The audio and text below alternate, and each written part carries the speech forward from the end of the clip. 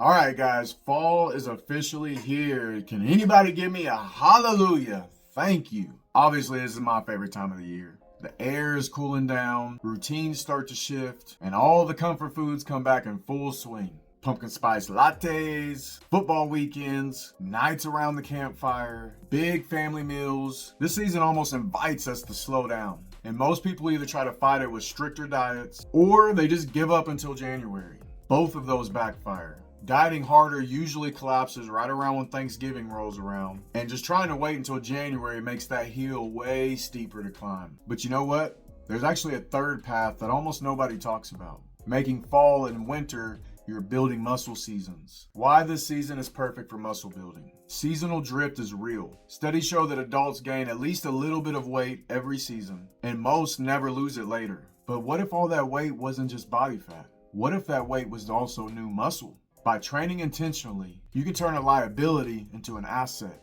Extra seasonal calories, meals, snacks, holiday desserts become fuel for recovery and growth and not just fat storage. Muscle is protective tissue. This isn't just about looking toned. Even when the scale doesn't move, muscle can help improve blood sugar control, can help lower the risk of cardiovascular disease, and can help protect your independence as you age. More muscle literally rewires your metabolism to handle food and stress better. January payoff.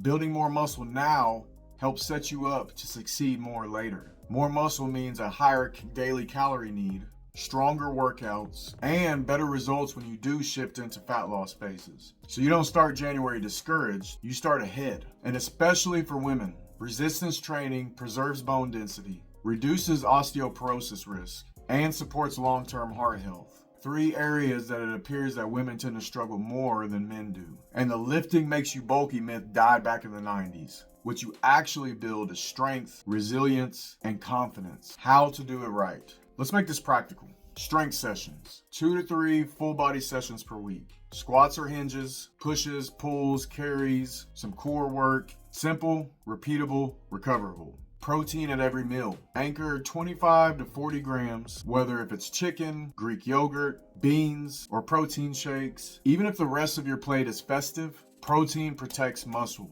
Daily movement. Cooler weather can mean more time indoors, but your NEAT, your non-exercise activity, still matters. Walk with your kids, park further away, move around while you're on the phone, and recovery. Shorter daylight is a chance to lock in sleep. Aim for 7 to 9 hours most nights with a consistent bedtime and wake time. Better sleep multiplies your results. So here's a quick gut check for you.